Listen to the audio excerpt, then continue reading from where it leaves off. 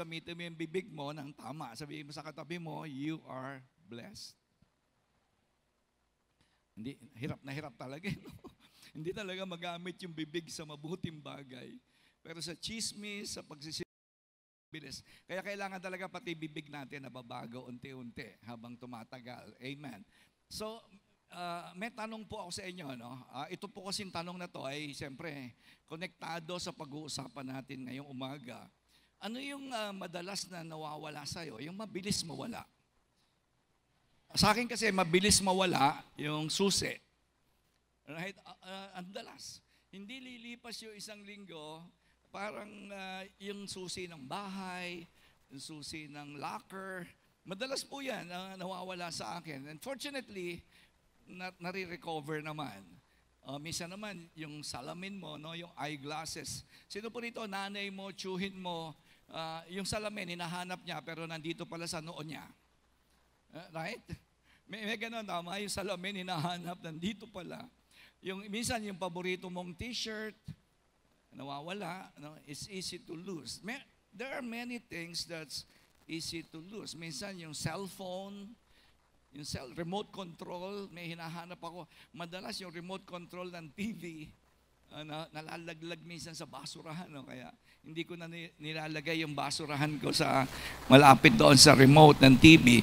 Pero meron pong isang bagay, kung mag-iisip po kayo, marami po kasing mabilis mawala. Pero alam niyo po ba na may isang pinakamabilis mawala sa buhay natin? Yung po yung tinatawag na joy, yung kaligayahan, yung kagalakan. Iba po yung kaligayahan sa kagalakan. Magkaiba yon. Sa English, happiness, sa joy. Okay? Yan po ang pinakamabilis. Alam nyo, napansin nyo po ba yon? Ang saya-saya mo ngayon, tapos biglang may magte-text. Right? May nag-text lang, lumungkot ka na. Ang bilis, right? Ang bilis mo. Masaya ka ngayon, ha? May magte-text. Ang sabi nung nag-text sa'yo, break na tayo. Di ba? Ang bilis mawala nung joy. Hindi pa nga kayo mag-syota, break na agad. Lungkot, no? Nung malaman niyang kayo na, nakipag-break na. Minsan naman may kausap, ang saya-saya mo, tapos may nakausap ka lang isang tao, grabe. Lumungkot ka na. Nakaka-relate ba kayo doon? Minsan ang saya-saya mo, may nag-email lang sa'yo, ay yung iyong trabaho, hindi na-approve yung employment mo. Naku, bilis, right? Nakukuha nyo. Minsan, ang saya-saya mo, yung asawa mo, biglang totopakin. Ang saya mo ngayon, ha? Ang saya mo ngayon. Di ba ang bilis, no? Sa totoo lang, ang pinakamabilis mawala, yung joy. Yan po talaga yung pinakamabilis. Kaya nga, makikita po natin, kahit nanonood ka lang ng TV, sino sa inyo nanonood ka ng TV lang, nalungkot ka na. Ang saya mo, nag-commercial. Biro mo commercial lang, lumungkot ka na. Bakit? Kasi sa commercial, may bagong labas na cellphone. Yung cellphone mo, 3210 pa. Diba? Nakakalungkot na ko, sabi mo, grabe. May bagong labas na pala ng cellphone ngayon. Yung cellphone mo, parang sabon pa rin. Alam mo yung parang sabon hanggang ngayon. Black and white. Commercial, ha? Commercial pa lang yun, kapatid. Kaya nga, marami pong bagay na mabilis talagang umagaw ng joy. At ito po yung masama. When you are joyful, it not only feels good. It also make God looks good. Alright? Nakuha niyo ba yun? Kapag ikaw ay masaya, it does not only feels good inside, but it makes God looks good. Right? Hindi lang mabuti para sa iyo na ikaw ay masaya. Alam niyo, pag masaya ka, gumaganda ang tingin ng tao sa Diyos. Right? Kasi nga, sinasabi natin that God is good. Kaya ang mga Kristiyanong laging malungkot, they're bad testimony. Ang tawag ng Bible sa mga Kristiyanong malulungkutin, magagalitin, bad testimony ka. Kasi alam nyo, yung pagiging masaya natin, sabi ng mga tao, alam mo, tutuwa ako sa iyo kahit marami kang problema, konti pera mo, hindi naman malaki sweldo mo sa opisina, right? Ang liit-liit lang ng bahay mo, wala ka namang kotse, nagko-commute ka lang, pero lagi kang masaya. Kasi Christian ako right? That's good testimony for God. It makes God looks good. Pero kapag ikaw lagi kang simangot, tingnan mo yung katabi mo. Grabe, linggo-linggo, yung mukha parang nilukot ng 7 Bombay. Hindi nga. Linggo-linggo ang lungkot-lungkot niya. Alam niyo ba ang nangyayari doon? It makes God looks bad. Sino maniniwala sa atin na ang Diyos ay mabuti? Right? Kaya po, gusto ng Diyos na ang mga anak niya, alam niyo po ba na sinasabi ng Bible, na gusto ng Diyos na yung mga anak niya, alright, ay maging testimony ng kabutihan ng Diyos. Ang sabi ng Proverbs 15:13, a joyful heart makes a cheerful face. Alright? Yung countenance mo pa lang, nagkukwento na. Nagkukwento na, yung itsura mo pa lang. Tingnan mo yung katabi mo. Ano kwento ng mukha niya? Ay, mukhang baon sa utang. Nagkukwento na yung mukha niya A cheerful heart, alright? Ang masayahing puso, a joyful heart, makes a cheerful face. And your face is a testimony. Kaya walang maniwala. Konti lang ang naniniwala na ako po, 68 years old na ako. Konti lang naniniwala doon. Alright? Asawa ko lang. Marami ko kasing kakilala. Yung katabi mo, 30 years old pa lang yan, mukhang 60 na. Alam niyo ba, yung kalungkutan, nagpapatanda. Yung malulungkutin, ang bilis tumanda niyan. Pinabibilis niya yung hormones mo, yung cells mo na mamatay. Alam niyo ba sabi ng mga scientists, pag malungkutin ng tao, yung cells mo sa katawan, mabilis na mamatay. Alright? Hindi nagre-reproduce. Pero kapag ang iyong puso ay masayahin, sumisigla ang katawan mo, gumaganda takbo ng laman loob mo, at yan po ay lumalabas sa itsura. Minsan may tinanong ako, sabi ko sa kanya, ilang taong ka na ba? Alam niyo, dahil gusto ko po, medyo mukhang matanda na po kasi siya, gusto ko po, yung sasabihin ko, matuwa siya. Sabi ko, meron ka na bang 30 years old? Sabi niya, Pastor, 19 lang po ako. Mula noon, hindi na ako nagtanong ng edad. Hindi na po ako nanghula. Kasi puro problema siya, lagi siya nalulungkot. Kaya, ang Bible po ay nagsasabi kung ano yung Christian life. Alright? Ang Bible po, sinasabi po, ano ba yung Christian life? Yung iba po kasi nagtatanong kayo, paano ba ako sasaya? Paano ba, alam mo ba, paano ba maging born again? Ano ba talaga ibig sabihin ng anak ng Diyos? Ito po sabi ng Romans, no? Madali niyo maintindihan kung ano ibig sabihin ng born again Christian. The kingdom of God is not a matter of what we eat or drink. Ibig sabihin, wala po ang kaharian po ng Diyos, ang mga totoo pong na kay Kristo, ang totoong pupunta ng langit. Hindi po yan tungkol sa sarap ng kinakain, o ganda ng damit, o ganda ng kotse mo, or laki ng sweldo mo, o ano natapos mo sa college, kahit valedictorian ka pa, kahit ikaw ay summa cum laude ka pa. It's not about that. The kingdom of God is not about those things, but of living a life of goodness and peace and joy in the Holy Spirit. That's the Christian life. Yun ang Christian life. Pag hindi mo naintindihan yan, namumuhay ka lang sa religion. Alam niyo yung mga religious people, simba ng simba, pero walang nangyayari sa buhay. Habol pa rin ang habol sa pera, ang bilis pa rin malungkot pag walang boyfriend, pag walang girlfriend, pag hindi bago ang damit, pag ang bahay, maliit ang bahay, maliit ang sweldo sa opisina, malungkot na po sila. Pero ang sabi po ng Bible, Christian life is not about the material things of this world. It's about living a life of goodness, peace, and joy in the Holy Spirit. Kaya po ako, medyo nagdududa po ako kung talagang born again. Kung papunta ng langit, nagdududa po talaga ako dyan eh. Alam nyo, sabi niya, papunta siya ng langit, pero ang mukha niya, impyerno, duda ako dyan. Ako po kasi hindi ako nalulungkot na matagal. Hindi talaga. Tanong niyo sa asawa ko, sa anak ko, sa mga nakakakilala sa akin, hindi po ako pwedeng malungkot ng matagal. Kasi wala po akong pakialam sa pagkain, damit, gadget. Okay lang po yan kung meron kayong maganda, okay? Hindi ko sinabing masama yun. Meron akong kotse, maganda kotse ko, maganda ang damit ko, nakakabili ko ng gusto ko. But it's not about those things. Walang kwenta yun.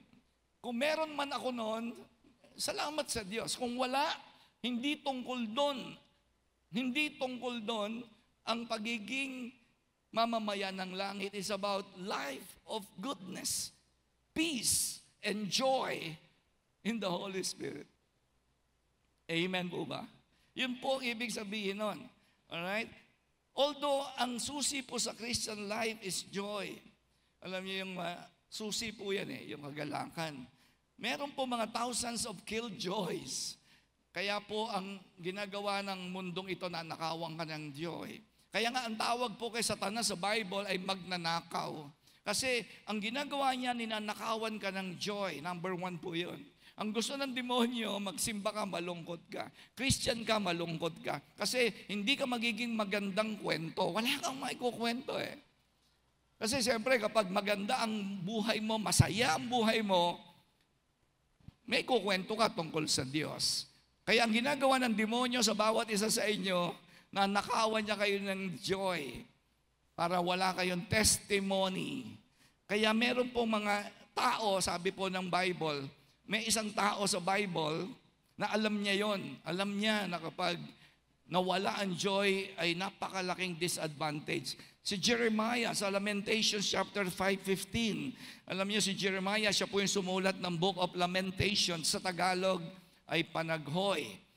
Ito po yung panahon na sila po ay na-exile, sila po ay nabihag ng Babylonia, sila po ay nawala sa kanilang bayan, winasak ang templo ng Diyos sa Jerusalem. At ito sabi niya, there is no joy left in our hearts. Hindi niya sinabing wala na kaming bahay, hindi niya sinabing wala na kaming lupa, hindi niya sinabing wala na kaming pera, nakakalungkot. Hindi, ang sabi niya, there is no joy in our hearts. Ang pinakamasama kasing pwedeng mangyari sa iyo ay yung may pinag-aralan ka nga pero wala ka namang joy. Kumakain ka nga 3 times a day pero wala ka namang joy. Diba? Nag-aaral kayo pero wala naman kayong joy. Ewan ko po sa inyo ngayon kung ano ginagawa ninyo, sa ano pinagdadaanan ninyo. I don't know what you are going through in life right now. Yung iba po sa inyo siguro parang you're just going through the motions. Alam niyo, walang excitement ang buhay. Kasi ang buhay po ay nabuhay para magkaroon tayo ng adventure, excitement. Right? Yun ang buhay. Yun ang buhay na plano ng Diyos. So that you may live an exciting life. Because you have a peace, you have goodness, and you have joy that's coming from the Holy Spirit. Hindi po dinisign ng Diyos na ikaw ay mabuhay ng parang normal at average person. Pero gusto ko po sabihin sa inyo mga kapatid, kung gaano kabilis mawala ang joy, ang sabi ng Bible, ganon din kabilis ibalik. Good news. Sabihin mo nga, good news. Alright, ulitin ko po. Sabi ng Bible, pinakamabilis mawala sa lahat, joy. Pero sinabi rin ng Diyos, yan din ang pinakamabilis na i-recover. Kaya ang topic po natin ngayong umaga is recovering your joy. Yan po ang topic natin ngayong umaga. How do you recover your joy? Sabihin mo sa katabi mo, mabuti pa yung panghugas ng pinggan, may joy. Bakit ikaw?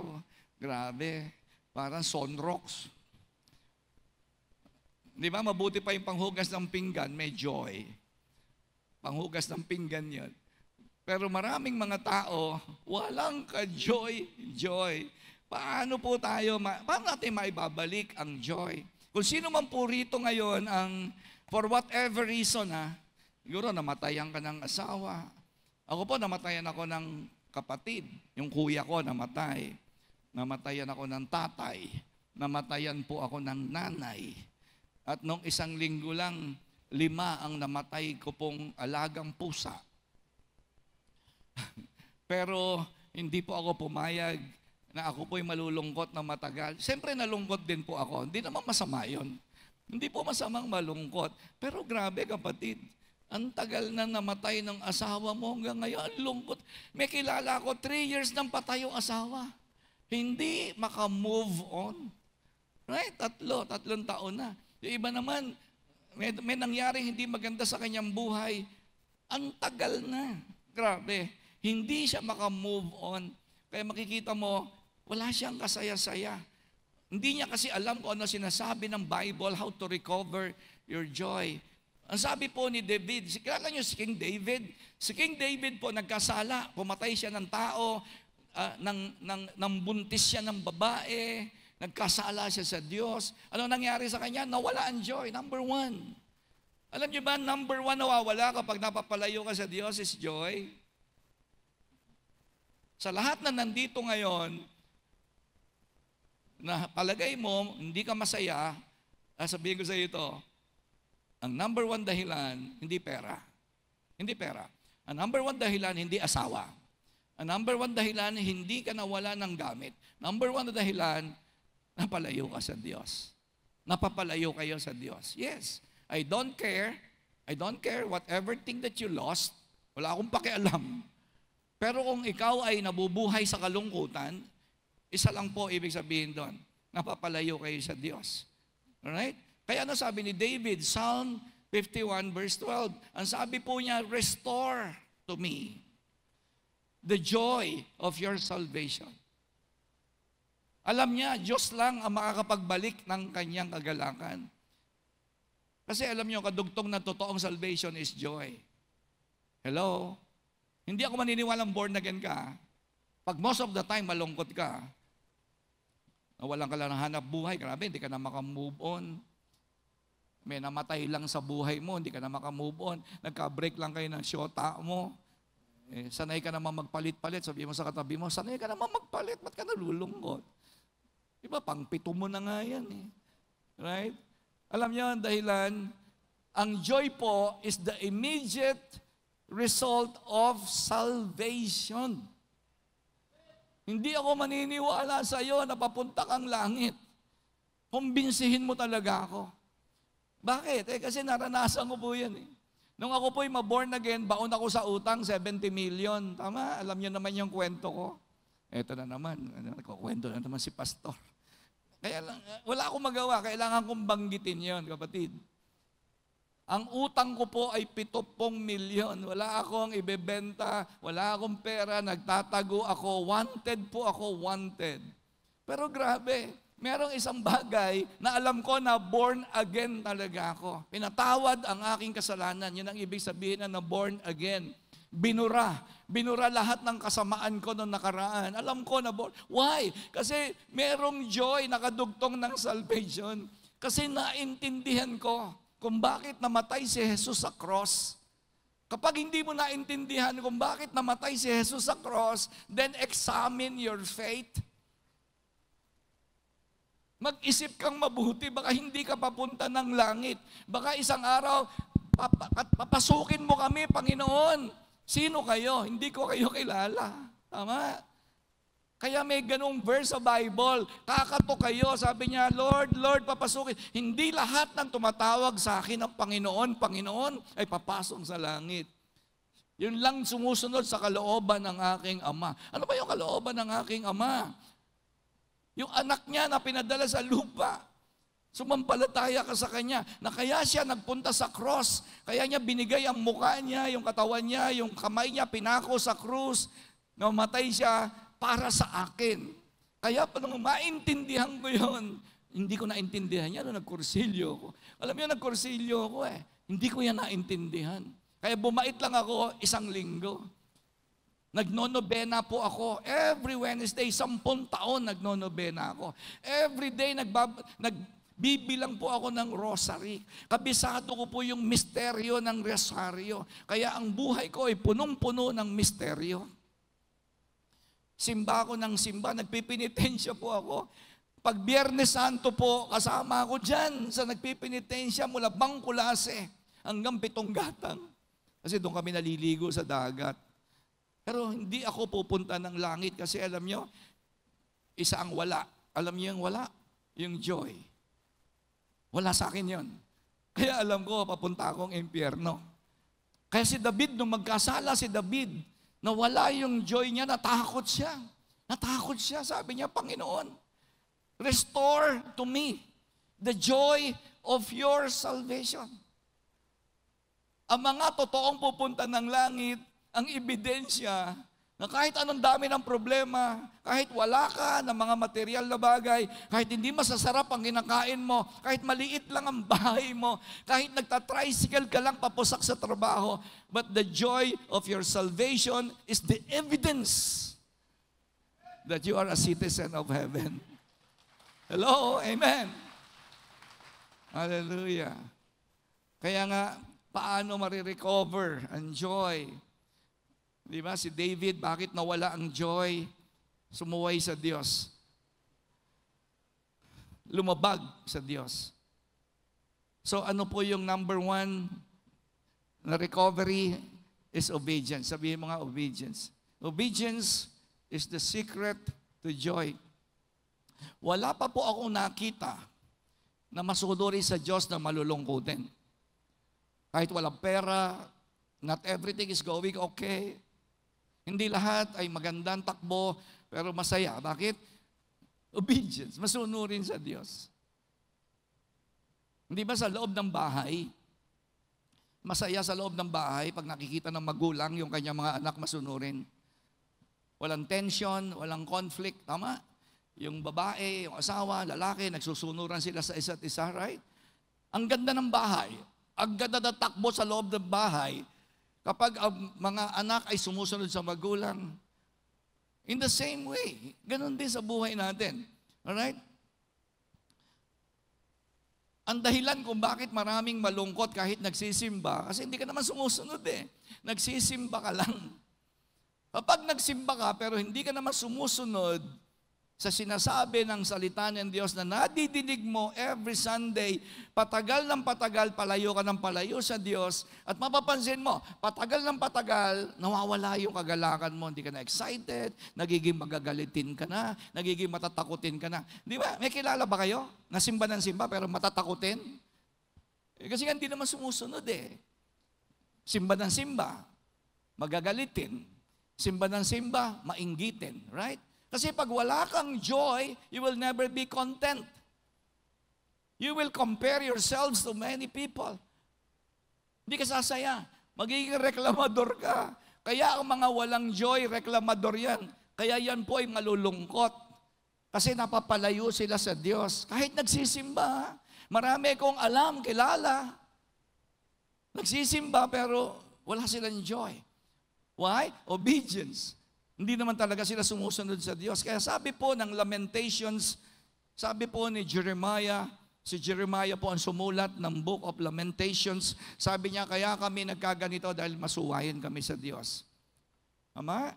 Sinabi ni Jeremiah, kaya kami nagkaganito, kaya kami napunta sa malayong lugar, kaya nawala ang pera namin, kaya kami napalaya sa aming lupain. Why? Because we are disobedient to God. Kaya ano sabi niya? Let us test and examine our ways. Mga kapatid, tingnan mong mabuti ang buhay mo. Masunurin ka ba? Masunurin ka ba talaga sa Diyos? Wala pa ako nakitang masunurin na hindi sumaya. Because the joy of the Lord is their strength. Alam niyo, sa dami ng problema, paano ako sumasaya? Kasi pag napasaya ko ang Diyos, yung lakas niya binibigay sa akin. Yun po ang sabi doon. The joy of the Lord is my strength. Why? Because as much as possible, gusto ko talagang sumunod sa Diyos. Ano sabi ng Bible? Blessed are those who delight in the ways, in the words of God. Basa niyo yan, Awit, Kapitulo 1. Pinagpapala ang mga tao na natutuwa sa utos ng Diyos. Those who delight in the Word of God, they are blessed. Para silang mga halaman na nakatanim sa tabi ng ilog. Lagi silang sariwa at laging namumunga. Yes, ganun po ang mga masunurin. They delight in the Word of God. Kaya imposible hindi ka mabibless. Kaya sabi po ni Jeremiah, let us test and examine our ways. Baka mamaya, ang nagpapasaya lang sa'yo, trabaho mo. Baka ang nagpapasaya sa'yo, pera. Pag wala ng pera, malungkot na. Pag wala ng trabaho, malungkot na. Baka mamaya, nagpapasaya sa'yo, asawa mo. Test your ways. Baka mamaya, hindi si Lord ang nagpapasaya sa'yo. Test your ways. Let us turn back to the Lord. Bumalik na tayo sa Diyos, sabi po ni Jeremiah. Kasi pag hindi, hahaba, mawawala ang iyong joy. Guaranteed yan, mga kapatid. Alright? Guaranteed na yan. Ang kailangan mo lang, aminin mo lang. Sabihin mo sa katabi mo, aminin mo lang na you lost your joy. Aminin mo lang. Sabi ni David, inaamin ko, Lord, na wala ang joy. Restore to me. Tama? Inaamin ni David, right? Hello? Inamin ni David. Alam niyo kung ba't nabago ang buhay ko? Inamin ko lang. Umamin lang ako. Alam niyo kung ba't maraming pupunta ng impyerno? Hindi dahil galit ang Diyos sa kanila. Are you listening? Nakikinig po ba kayo? Hindi pupunta ng impyerno ang tao dahil galit ang Diyos sa iyo. No. Kaya pupunta sa impyerno ang tao kasi ayaw nilang umamin. Hindi nila masabi na, Panginoon, ang pakasama ko, kasala ako sa iyo, tulungan mo ako. That's admission. That's confession.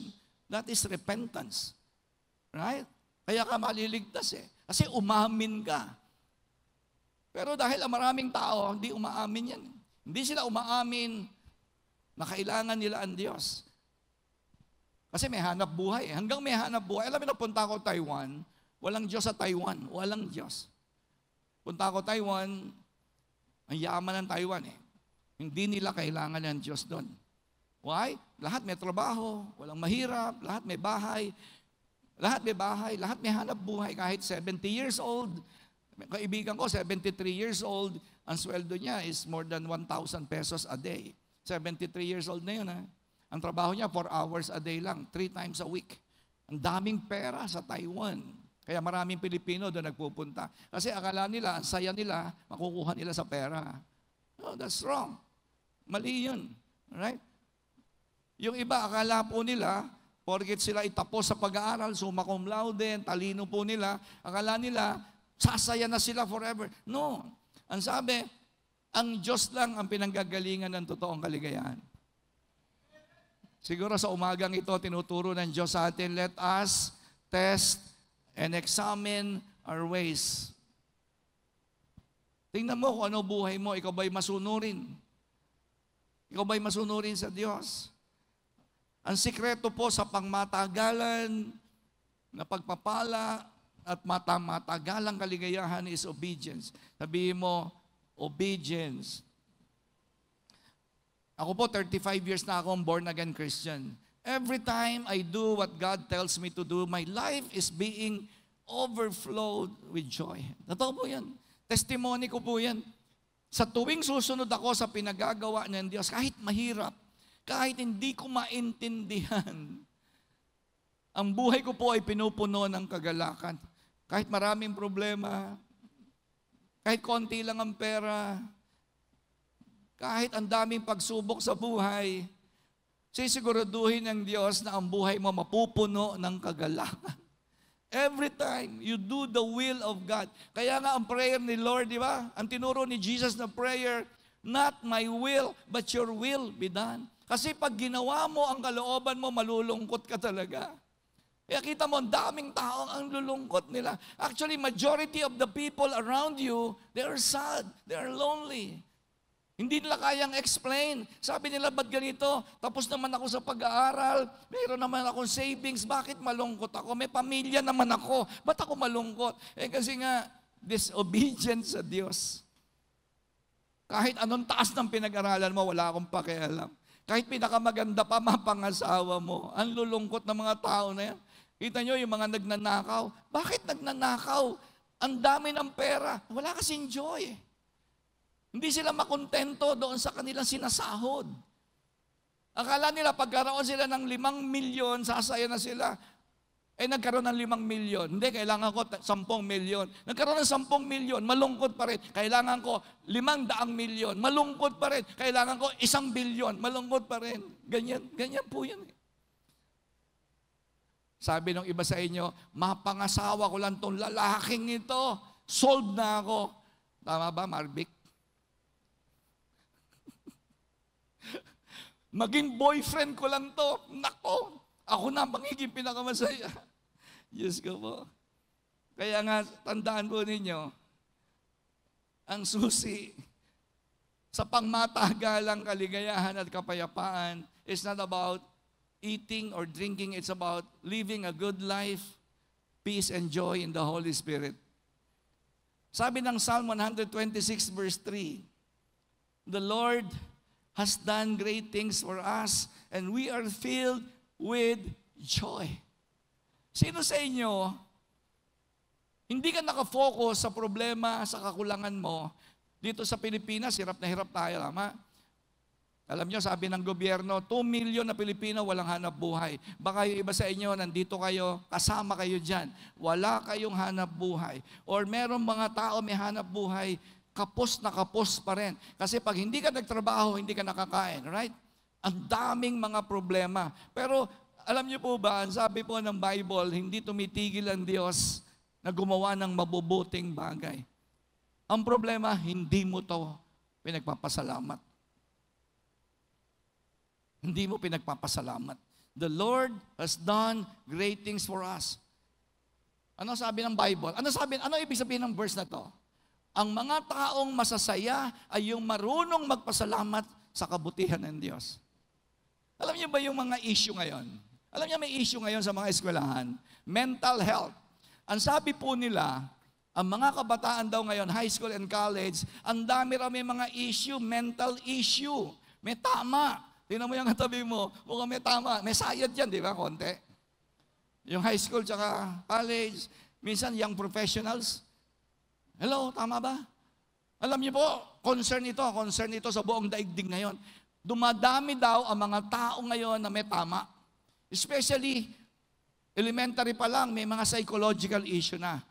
Alam niyo bakit? Hindi nila masusolve yan. Hindi nila masusolve yan. Ang problema kasi ng mga taong yan po yung mga hindi mapagpasalamat. They are ungrateful. Tama, bata. Bakit bata ang tinatamaan? Mga bata hindi marunong magpasalamat sa magulang eh. Pero mo yung hanap buhay ng mahanap buhay ang magulang nyo para mapag-aral kayo, para maibili kayo ng damit, tapos makikita mo yung mali ng magulang mo. Tatamaan ka talaga dyan. Diyan nagsisimula ang mental health issues. Yung mga batang walang utang na loob. Alam niyo ang mga pinakamasamang tao sa balat ng lupa? Yung ang hinahanap mo lagi, yung wala, hindi ka magpasalamat sa meron. Yan ang pinakamasamang tao. Even God, you cannot see what God is doing. The Lord has done great things for us. Kailan ka huling nagpasalamat sa Diyos? Lagi kang hingi ng hingi. Panay reklamo mo. Kaya ikaw ay magiging masayahin if you have this attitude of gratitude. Mga bata, tingnan nyo, bakit ang mga bata ngayon ang sasama ng ugali? Kasi sa bahay, hindi nila nakikita ang ginagawa ng magulang niya. Nagkakandakuba sa hanap buhay, yung tatay, nanay, tas magbubulakbol yan, di ba? Tas lalabanan pa tatay niyan. Diyan nagsisimula ang health issue, mental health issue. Bakit? Kasi ang sabi ng Bible, ang gumaganti ng masama sa mabuti, hindi ka iiwanan ng sumpa. Proverbs chapter 7. Yes. Magulang nyo. Grabe ang magulang nyo. Nagkakandahirap sa hanap buhay, gagantihan mo ng masama. Magagalit ka pa sa kanila. Lalaban ka pa sa magulang. Kaya kita nyo, maraming kabataan ngayon, may tama na, bata pa lang. Mabuti lang, sabihin mo dyan sa katabi mong teenager, buti na lang pumunta ka sa church. Baka yan demonyo sa utak mo, baka sakali matsambahan. Hindi, totoo yan, may mga demonyo sa utak yung mga teenager na yan eh. Kasi alam nyo ba, that gratitude is the healthiest human emotion. The attitude of gratitude is the healthiest human emotion. Ang pinakamalulusog na tao emotionally, the happiest people that you can find around you are those people who knows how to be thankful.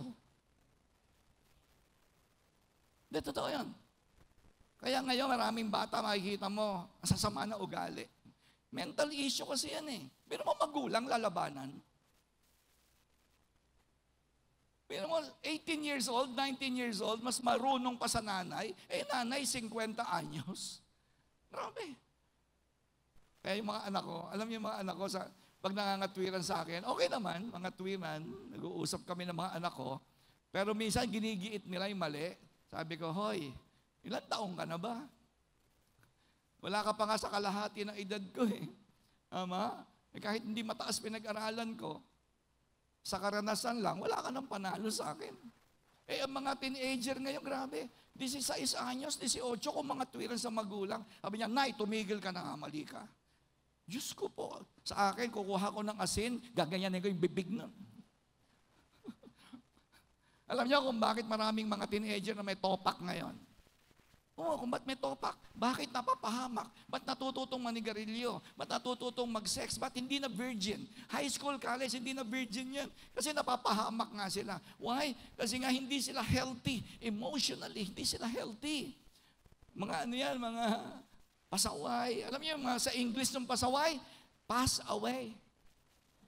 You will pass away. Ano sabi ng Bible? Maaga ka mamamatay. Hindi ako may sabi nun, ha? Hindi ako may sabi nun. Ang mga bata na lumalaban sa magulang ay maagang mamamatay at maghihirap ang buhay. Kaya pag nakakakita ko na namamali mo, sabi ko, pasensya na, humingi ako ng tawad sa Diyos. Namamali mo, sabi ko, siguro ito salbahe sa magulang niya. Yun ang pumapasok sa isip ko eh. Namamali mo, naghihirap ang buhay. Ang pumapasok agad sa isip ko, siguro ito, nung bata, salbahe sa magulang ito. Kasi hindi siya marunong magbigay ng pagpapasalamat sa magulang, lalo na sa Diyos. Lalo na sa Diyos. Kaya healthy, alright? Healthy yung mga Kristiyano, masasaya ang mga Kristiyano. Hindi tayo emosyonal. Kasi balanse, you are healthy emotionally because you have developed this attitude of gratitude. Kasi alam mo, napakabuti ng Panginoon. Every day, hindi ako pwedeng hindi tumigil. Hindi ako tumitigil sa pagpapasalamat. Kaya healthy po ako, hindi ako malulungkutin. Hindi ako magagalitin. Hindi ako mabilis mawala ng pag-asa. Bakit? Kasi nga, healthy po ang aking emosyon. Kasi ako po'y mapagpasalamat. Amen. Kaya sabi ni Job, tingnan natin yung sabi ni Job. Ano pinapayo niya? Ano ang payo ni Job? Bilis, kulang ako sa oras. Okay, bilisan na natin. Ang sabi ni Job, kung gusto niyo maibalik yung inyong joy, ito sabi niya, number 1, put your heart right. Number 2, reach out to God. And number 3, face the world again. Yan tatlong yan ang pag-usapan natin. Alright? Paano maibabalik ang kaligayahan, kagalakan? Number 1, pag-usapan na natin. Number 1 is, first put your heart right. Ibig sabihin, gawin mo na yung mga tamang bagay. Don't do good things. Do the right things. Huwag kayong gumawa ng mabuting bagay. Gawin nyo yung tamang bagay. Alright? Magkaiba yung tama sa mabuti. Do the right things. Kung ano yung pinapagawa ng Diyos, gawin nyo. Sabi sa mga bata, sumunod ka sa magulang, then that is putting your heart right. Kung gusto nyo maging masaya, o gusto nyo bang gumaya sa mga high schoolers, mga college na lulungkot na agad, magagalitin, mga rebelde, di ba? Addict na sa sigarilyo, sa shabu, pornography, high school and college yan. Kasi nga, mali ang puso nila. No, hindi tama ang pinagagagawa nila. Mahirap po na maibalik ang joy. Hindi maibabalik ang joy kapag hindi mo inayos ang puso mo. I don't have the time. Kasi 11:14 na, pupunta na po ako sa number 2 para po matapos natin. That's number 1. Sabihin nga natin sabay-sabay, put your heart right. Ayusin natin lahat ng mga mali sa puso natin.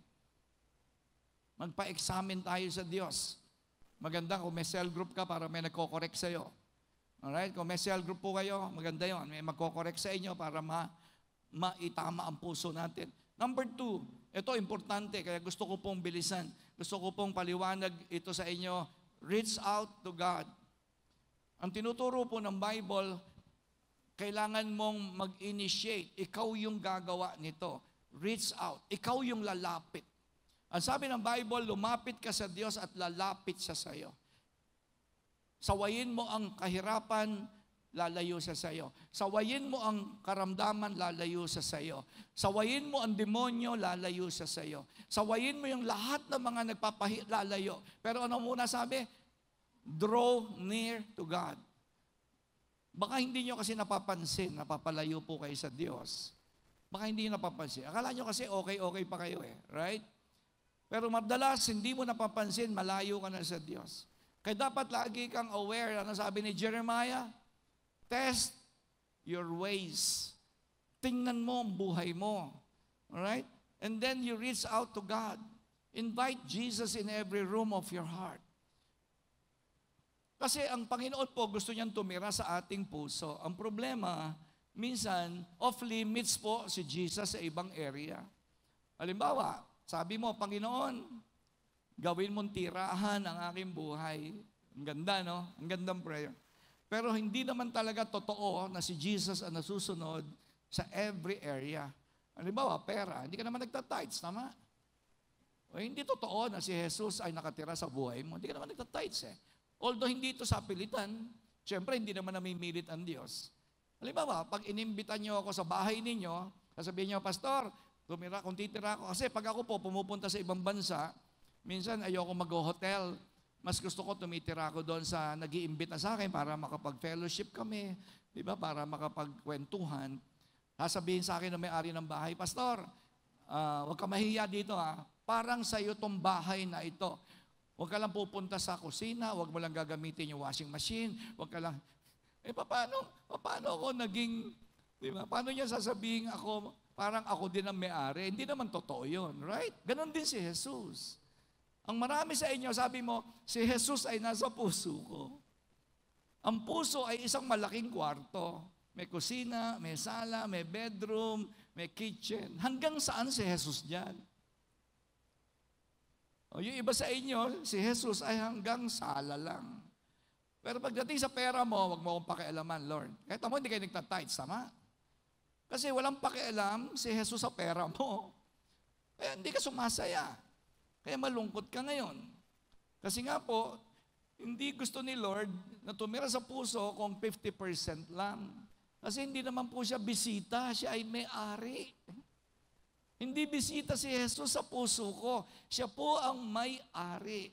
At dapat siya ang magsasabi, ay Rudy, ang dumi ng kusina mo, lilinisin ko yan. Sige po, Lord. Ay nako, Rudy, ang dumi ng banyo mo, lilinisin ko yan. Sige po, Lord. Yun ang ibig sabihin ng reaching out to God. Na walang lugar sa buhay mo na hindi mo bubuksan sa Diyos. Are you listening? Walang lugar na hindi mo bubuksan para sa Diyos. Kasi pag hindi, alam mo namang lulungkot ang buhay mo. Konting problema sa pera, ang lungkot agad. Problema sa asawa, ang lungkot mo agad. Konting problema sa trabaho, ay nako, konting problema sa eskwelahan. Nakita nyo, araw-araw ngayon, malungkot ka na. Tingnan mo yung katabi mo, 20 anyos lang yan, mukhang 50 na. Tingnan mo yung katabi mo, 20 years old lang yan, mukhang 50 anyos na. Amen. Kita mo, high school pa lang, mukhang nagtitesis na. Kaya mukhang may tuberculosis. High school pa lang. Wala siyang kasaya-saya sa buhay. Kasi nga hindi niya alam paano lalapit sa Diyos. Ang Diyos ang susi sa kaligayahan natin. Alam niyo, nakakita na ba kay balyena? Huwag kang titingin sa katabi mo, Alam niyo yung balyena? Ang balyena po, nakatira sa tubig, pero malulunod siya. Kasi hindi naman siya isda Tama, mali. Hindi isda ang balyena, mamal po siya, mamal. Right? Sa tubig siya nakatira, pero mamamatay siya pag nag-stay siya sa tubig. Kailangan niyang lumutang para kumuha ng oxygen. Right? Tama ba yan?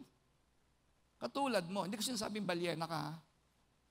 Katulad mo, nandito ka sa lupa, pero hindi ka mabubuhay ng mga bagay dito sa lupa. Although kumakain ng balyena ng planktons na maliliit na isda, nabubuhay siya katulad mo, nabubuhay ka sa hanap buhay, nabubuhay ka sa pagkain, okay? Pero mamamatay ka pag hindi ka marunong mag-reach out sa Diyos. Pag wala kang Bible, wala kang prayer, wala kang Holy Spirit, wala kang fellowship, pag hindi ka lumalago sa pananampalataya, mamamatay yung balyena. Kailangan niyang pumunta kasi although he is in the water, but he is not of the water. Although nakatira ang balyena sa tubig, pero hindi siya taga-tubig. Kailangan niya ng oxygen katulad natin or else mamamatay po siya. Mamamatay ka, kapatid. Pag kumain ka lang ng tinapay, naghanap buhay ka lang, nag-aral ka lang, nag-ipon ka lang ng pera, nagpagawa ka ng bahay, mamamatay ka. You cannot live by bread alone. Kailangan mong kumonek sa Diyos. Kailangan mo ang salita ng Diyos. Kailangan mo ang boses ng Diyos. Kailangan mo madinig ang boses niya. Or else malulunod ka sa dami ng problema ng buhay. Kaya kita nyo, kahit anong sarap ng kainin mo, malungkot ka pa rin. Kahit sabi mo, stable ang work mo, malungkot ka pa rin. Kasi wala dito sa lupa ang source ng iyong joy. You have to admit that the source of your life and your joy is from heaven. Kaya yung balyena, lumulutang yan. Lumulutang siya. Hindi talaga siya mabubuhay sa tubig. Mabubuhay siya kapag lumutang at humingi ng hangin buhat sa Diyos. At katulad mo rin, kahit anong sipag mo, kahit anong aral mo, kahit anong dami ng pera mo, kahit anong taas ng pinag-aralan mo, kahit gaano karami ang perang maipon mo, malulunod ka, mamamatay ka. Unless you reach out to God. Unless aminin mo, Panginoon, hindi ako mabubuhay nang wala ka. Alam niyo, mabubuhay ako ng 40 days na hindi kumakain. 40 days. Mabubuhay ako ng 40 days walang pagkain. Mabubuhay ako ng mga 12 days walang tubig. O kahit 20 days walang tubig, mabubuhay po ako. Pero hindi ako mabubuhay ng isang araw nang wala ang Diyos. Hindi talaga. Hindi ko kaya. Kasi nabuhay naman po ako, wala akong pera. Di ba? Baon ako sa utang. Ang pera ko, 100 pesos a day lang. Yun lang ang pera ko noon. 100 piso lang ang pera ko. Araw-araw. Nabuhay naman po ako. Wala akong kotse. Wala akong bahay, nakikitira lang po ako. Pero nabuhay. Wala akong magandang damit. Pero nabuhay po ako. Pero hindi ako mabubuhay nang wala ang Diyos. Hindi ko alam paano ginagawa niyo, pero tandaan niyo, isang araw sisigiling kayo. Siguro sa tingin niyo, okay lang ngayon, ano? Umanda ka. Alright? Umanda ka. Sa tingin niyo, kaya niyo mabuhay na wala ang Diyos, no? Okay lang sa ngayon, pero umanda ka.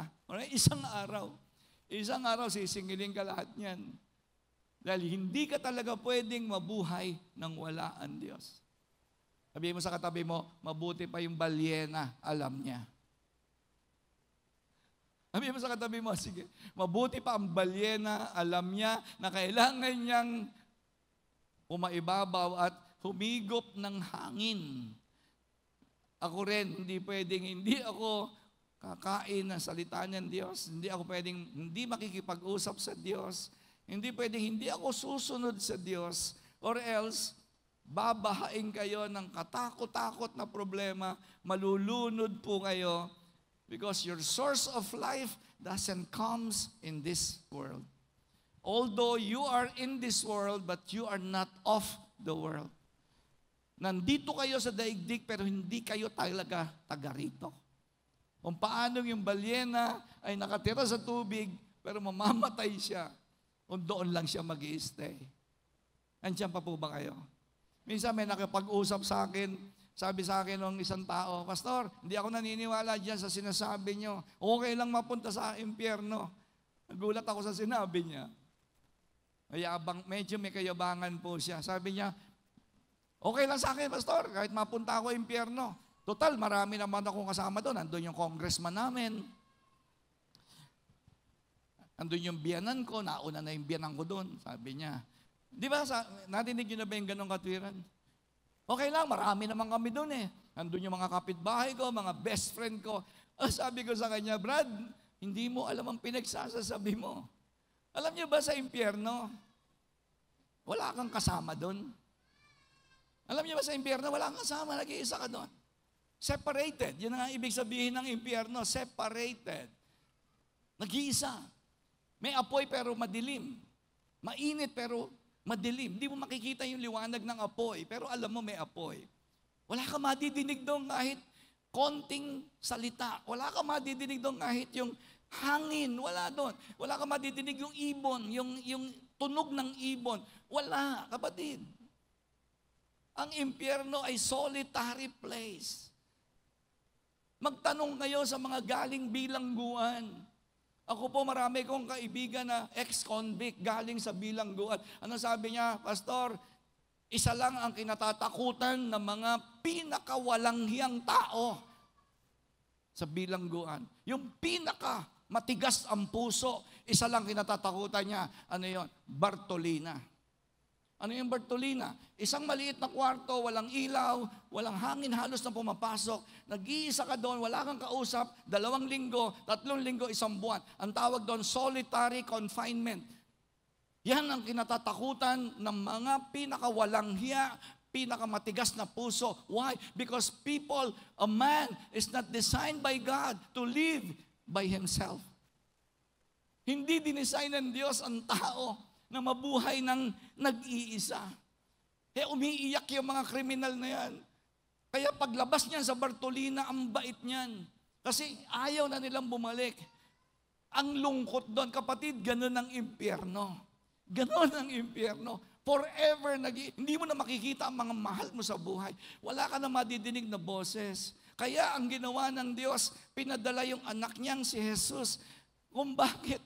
Ngayon, naintindihan ko na ngayon, bakit kailangan mamatay ni Jesus sa cross para iligtas ako? Kasi hindi niya gustong ako'y pumunta ron sa lugar na yon. Nalulungkot ang Diyos pag may masamang tao na pumupunta ng impyerno. Ay, nagtataka ako sa inyo kung bakit parang casual lang ang pagiging Kristiyano mo. Di ba? Ang mga magulang mo papuntang impyerno, ang tatay mo papuntang impyerno, kapatid mo papuntang impyerno, ang mga kakilala natin papuntang impyerno. Grabe, kaya hindi ako nakakatulog dyan. Kaya kami nagpe-pray, kaya kami nagpapagod, kasi kalooban ng Diyos. Alam niyo, nung ako po'y nakakilala sa Panginoon, alam ko na born again ako dahil naligtas ako doon, kaya ang saya ko eh. Alam niyo kung ba't ka masaya? Bakit may kasamang joy ang salvation? Kasi kahit hindi mo kayang ipaliwanag, alam mo, naligtas ka doon sa lugar na yon. At dahil may namatay na Jesus para sa iyo, pwede ba natin palakpakan ng Panginoon?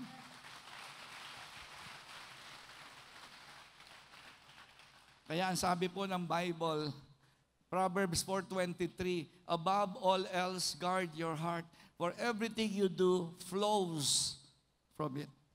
Ingatan niyo yung puso niyo. Siguraduhin niyo, natutuwa ang Diyos pag nakita ang puso natin. Siguraduhin niyo, diyan nakatira si Jesus. Hindi ka pumapasok sa simbahan, si Jesus ang pumapasok sa puso. Pag pumasok ka sa simbahan na wala si Jesus sa puso mo, impyerno punta mo. Impyerno punta mo kahit pumasok ka sa simbahan. Pero pag pumasok sa Panginoon sa puso mo, imposibleng hindi ka papasok sa tahanan niya. Every Sunday, ang saya mo sa church, right? Ang saya mo sa simbahan, ang saya mo nagbabasa ng Bible, ang saya mo kumakanta sa Panginoon. Why? Kasi there's joy in your salvation. Kasi totoong ligtas ka. Ayaw mo magsimba, hindi ka born again. Sa totoo lang, ayaw mo mag-church, hindi ka born again. Pasensya na po kayo ha. Hindi po talaga kayo born again. Kasi ang salvation, ang unang ebidensya dyan ay joy. There is joy in salvation. Kaya sabi, you delight in the Word of God. You delight in the community of God. You delight in the voice of your shepherd. Natutuwa ka pag nagbabasa ka ng Bible. Natutuwa ka every time you go in prayer. Natutuwa ka. Kahit hindi ka mature. Kahit hindi ka pa matagal na born again. Di ba? Kasi you always delight in the things about God. Basta patungkol sa Diyos, natutuwa ka. Uy, cell group, nakakatuwa yan. Bakit? Yan ay kasama sa salvation, the joy. Kaya sabi ng Bible, nababago ang puso natin. And lastly, panghuli po, pusin po natin. Pangatlo, pwede ka na po na lumabas sa mundo, hindi mo kailangan mahiya. Di ba? Ang mga walang hiya lang naman, yung mga kontraktor, tsaka yung mga congressman, yun lang ang mga walang hiya. Pero yung mga pinatawad ng Diyos, you can face the world again.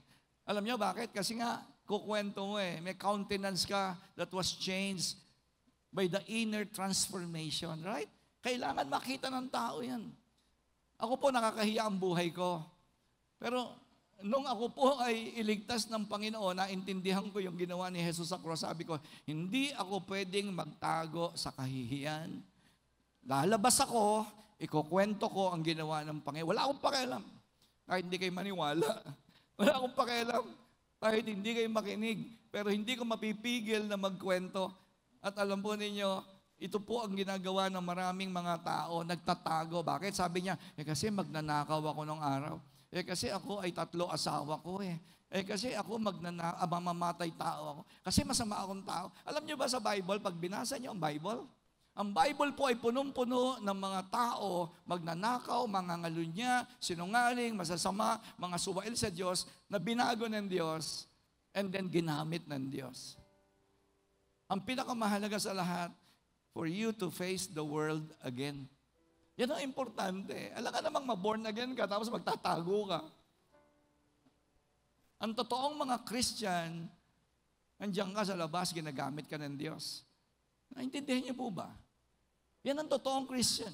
Galing ka sa masamang buhay, but God touched your life and transformed you, and then now, God is telling you to go out in the world, preach the gospel, you share about the goodness of God, right? Yun ang utos sa atin, face the world. Kaya ang Bible nagsasabi, hindi ka binigyan ng espiritu ng pagkamahiyain. Kaya mayroong verse sa Bible that God did not give us a spirit of timidity. Hindi tayo binigyan ng espiritu ng pagkamahiyain. Kasi iba sa inyo, sabi nyo, matanda na kasi ako. Ay, wala akong pinag-aralan.